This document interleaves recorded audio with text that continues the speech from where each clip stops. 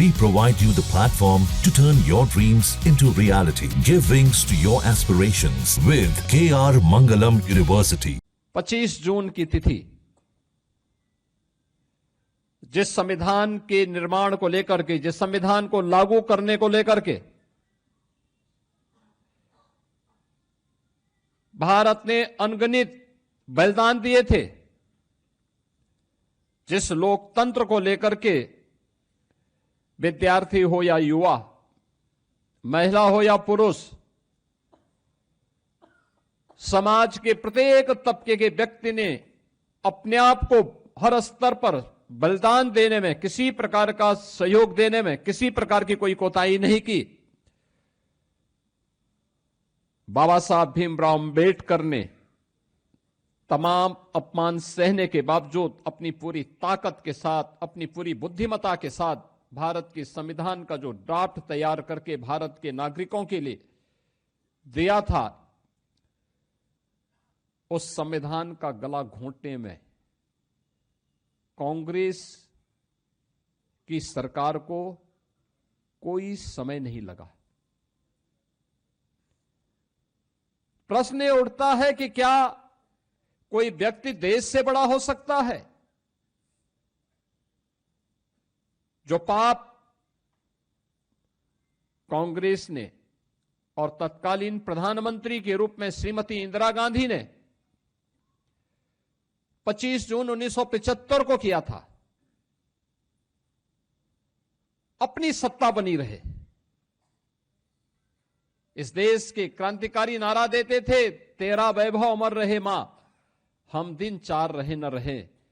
और कांग्रेस ने उस दिन उस संकल्प को कैसे उस संकल्प को चकनाचूर किया कि मेरी सत्ता बनी रहे, चाहे लोकतंत्र रहे न रहे।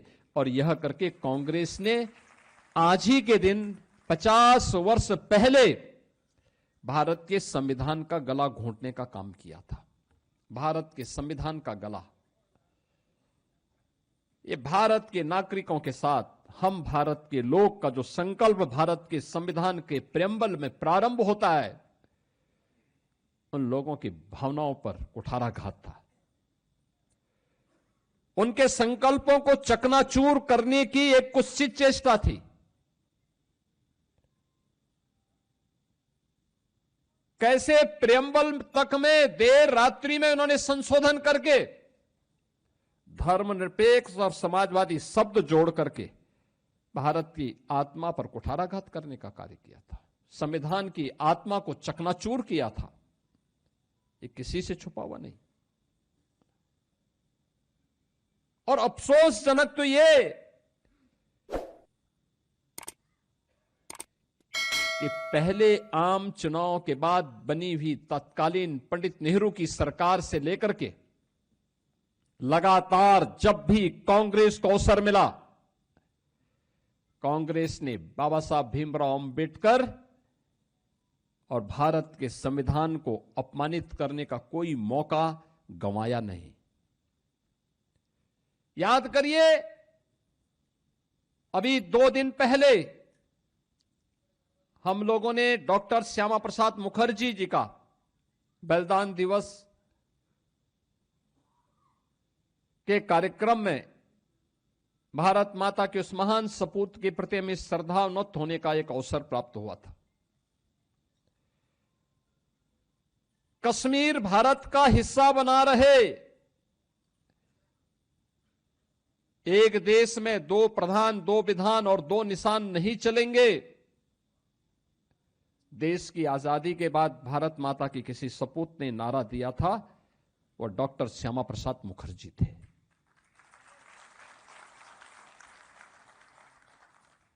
जब देश एक संविधान 1950 में लागू करता है, एक संविधान के तहत पूरे देश को एकता के सूत्र में बांधने के एक संकल्प के साथ उसको लागू करता है, तो फिर कश्मीर के लिए पृथक व्यवस्था क्यों?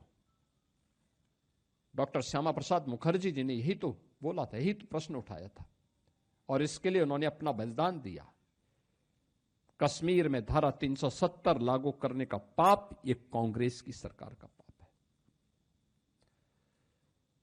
मीडिया के गले को घोंटने का काम ये कांग्रेस की सरकार का काम है। मौलिक स्वतंत्रता को रौंदने का काम संविधान लागू होने के तत्काल बाद से कांग्रेस नेतृत्व की सरकारों ने प्रारंभ किया और ये सिलसिला जो वहां से प्रारंभ हुआ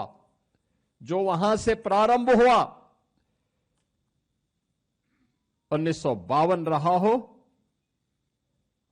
1975 में उसकी पराकाष्ठा थी और फिर उसके बाद 1984 में सिखों का कत्लेआम रहा हो, या फिर देश के अंदर जब याद करिए श्री राहुल गांधी के द्वारा देश के अंदर विधेयक की प्रति देश के संसद के फ्लोर में फाड़ी जाती है।